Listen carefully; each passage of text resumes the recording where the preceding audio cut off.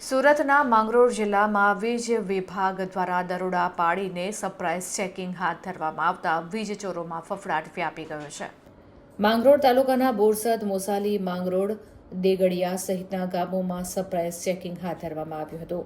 ત્યારે 778 વીજ connection check કરવામાં આવ્યા છે.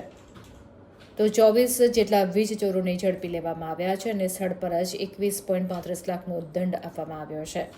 વીજ વિભાગના ચેકિંગને લઈને વીજ ચોરોમાં ફફડાટ ફેલાઈ ગયો હતો. हाँ बनने डायरेक्ट पता नहीं अभी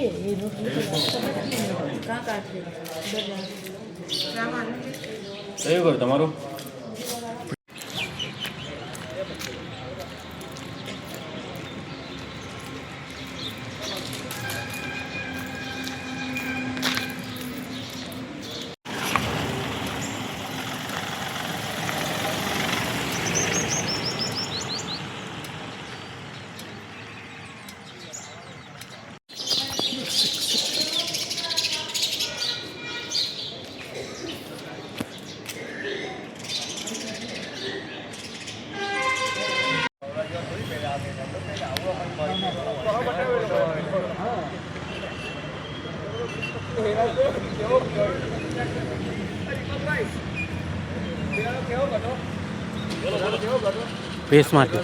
પ્રેસમાંથી